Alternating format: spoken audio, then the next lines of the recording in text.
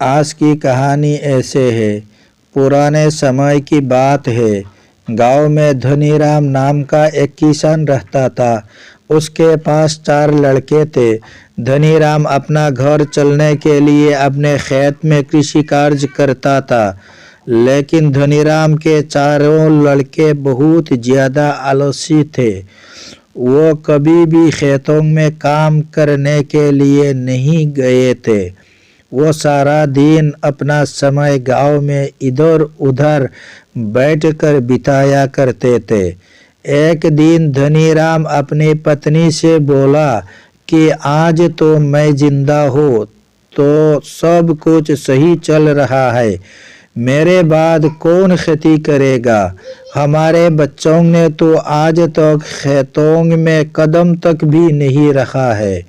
धनीराम पत्नी ने इस पर कहा, कोई बात नहीं, धीरे धीरे यो काम करने लगेंगे। इसी तरह से धीरे धीरे समय गुजरता जा रहा था। एक दिन धनीराम की अचानक से तबीयत खराब हो जाती है और वह बहुत ज़्यादा बीमार पड़ जाता था। इस दौरान धनीराम अपनी पत्नी से कहता है कि चारों लड़कों को मेरे पास बुलाओ, मेरे पास समय बहुत कम है। इतना सुनने के बाद धनीराम की पत्नी अपने चारों लड़कों को उनके पिता के पास बुलाकर लाती है। धनीराम इस बात से बहुत ज़्यादा चिंतित था कि उसके बाद उसके लड़कों का क्या होगा। इसलिए उसने अपने चारों लड़कों को अपने पास बैठाकर कहा कि मेरे पास जितना भी कमाया हुआ धन था, मैंने वो सारा अपने खेतों के नीचे दबाया हुआ है।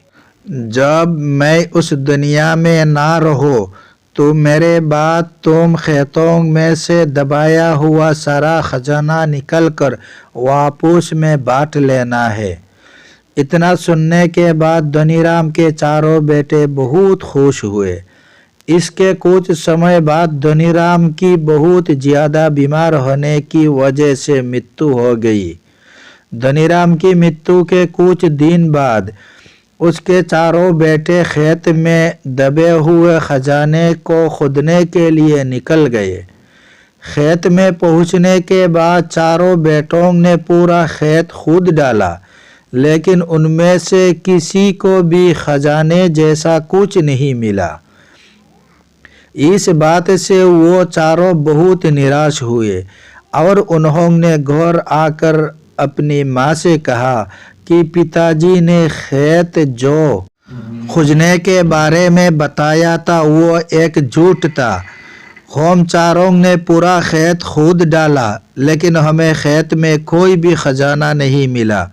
यह सुनकर उनकी माँ बोली कि तुम्हारे पिताजी ने अपने पूरे जीवन में यह घर और खेत ही कमाया है। अब जब तुमने इतनी मेहनत करके पूरा खेत खोद दिया हो तो अब उसमें बीज भी डाल दो।